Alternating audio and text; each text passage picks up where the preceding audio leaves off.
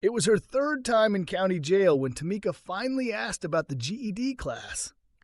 She was 29, a mother of two, and had been caught in the revolving door of the system since she was a teenager. Her charges always changed: survival sex work, resisting arrest, petty theft, but the root causes never did. By 15, she was being molested and traded for drugs. By 16, she was out on her own.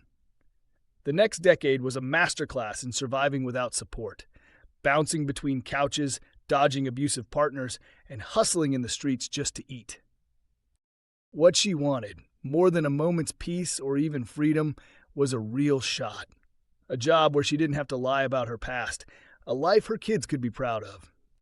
So when she asked the officer about the GED class, his response was a smirk and a punchline. "You'll be out before we can even get you on the list. Come back next time if you're really serious." Translation: education in jail? Cute, try again later. And Tamika did come back.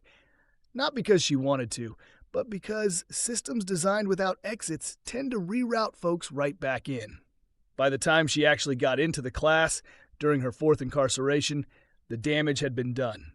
The materials looked like they were printed during the Clinton administration, the instructor was burned out, and no one explained what came after. Her PTSD made it hard to focus, and after one panic attack, she got kicked out for disrupting the class. Because heaven forbid we interrupt the sacred vibes of remedial math with a trauma response. Enter swap behind bars, stage left, via a jail tablet. An advocate told her something no one had ever said out loud. You have a right to learn. Not a favor. Not a temporary privilege. A right. They helped her file a grievance, rejoin the class, and mailed her actual study materials, ones that weren't photocopied from a decades-old packet. This time, she passed. And for the first time in a long time, she saw a future that wasn't just about surviving. Her GED wasn't a fairy tale ending, but it cracked open a door. With that one sheet of paper, she became eligible for a re-entry scholarship, got into a virtual peer support program, and started working toward becoming a counselor for other survivors.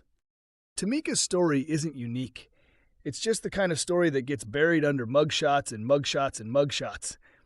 That's why we need to talk about why basic education still isn't basic, especially for incarcerated women trying to rewrite the script. Basic education, still not basic, still not fair. Let's be clear, education has always been hyped as the great equalizer, a ladder out of poverty, a ticket to freedom, blah blah bootstrap narrative.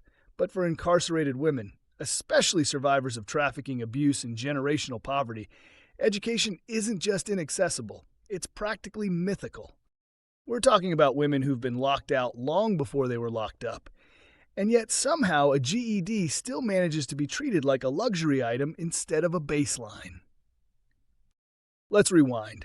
Formal education in the U.S. wasn't designed for everyone. It was built by and for white landowning men. Women were expected to read just enough to follow a recipe and obey a husband. Black folks, especially those enslaved, were criminalized for even attempting to learn. And when that was no longer legal, the system just got sneakier.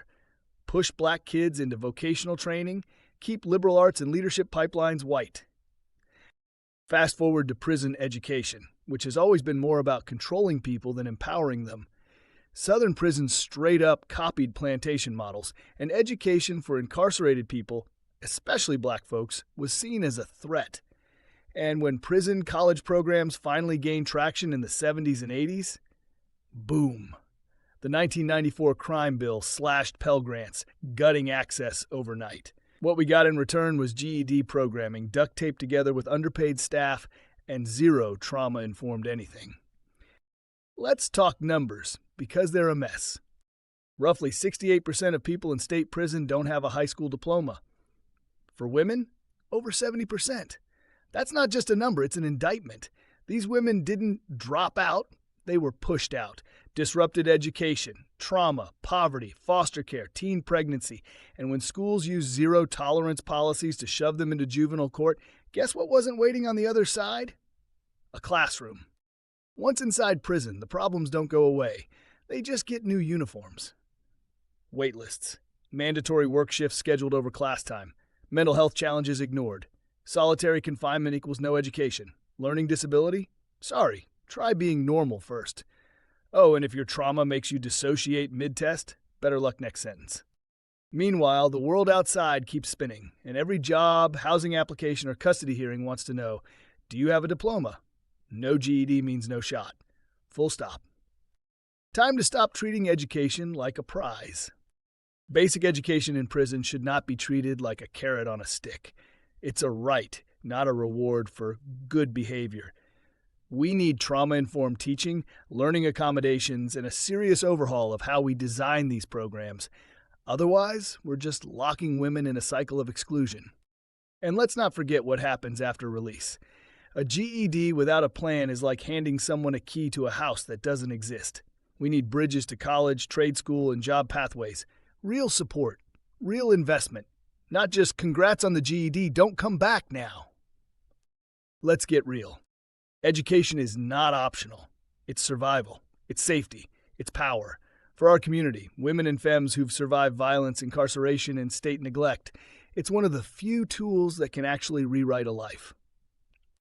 But that tool doesn't work if it's locked in a broken system. So here's your reminder.